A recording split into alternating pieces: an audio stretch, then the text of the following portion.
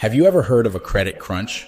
No, it's not a fancy new breakfast cereal or a dance move. It's actually a financial term that you need to know about, especially if you're thinking of taking out a loan or applying for a credit card.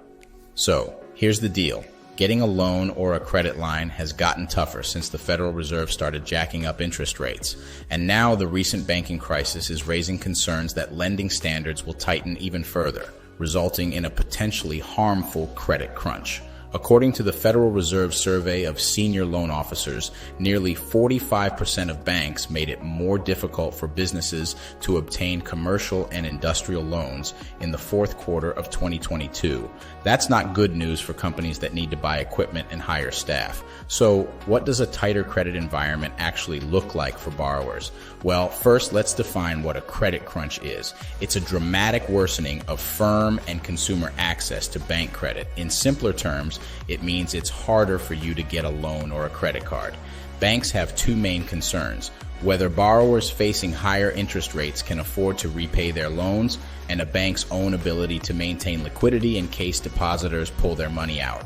That lays the groundwork for banks to protect liquidity, which can feed into higher hurdles for potential borrowers and spill into a credit crunch. So if you're thinking of applying for a loan or credit card, you need to be aware of what the banks are looking for.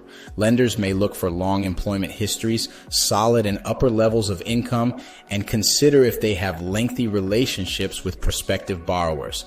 The median consumer credit score is 700, so loan seekers with that score or higher should land approvals and receive competitive rates. But if you have a credit score below 620, you might have difficulty getting loans even in the best of times.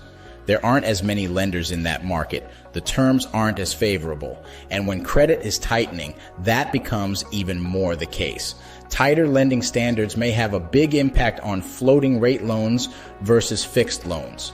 The average mortgage rate paid by most Americans has barely gone up as they bought homes before the Fed's latest rate cycle began.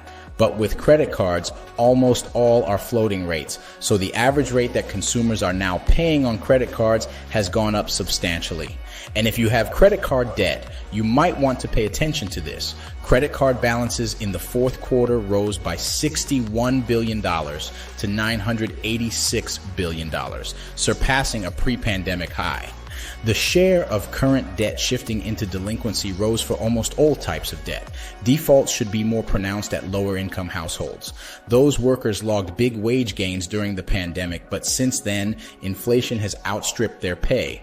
That means lenders are unlikely to view them as strongly as they would have a few years ago. So what have we learned? The recent banking crisis is raising concerns that lending standards will tighten even further, resulting in a potentially harmful credit crunch. If you're thinking of applying for a loan or credit card, make sure you have a good credit score, a long employment history, and solid income. And if you have credit card debt, it's time to start paying it off before it becomes a problem. If you would like more helpful and life-changing financial insights, be sure to join our exclusive community by clicking the link in the description section below. Thanks for tuning in. Don't forget to like and subscribe for more financial and economic updates.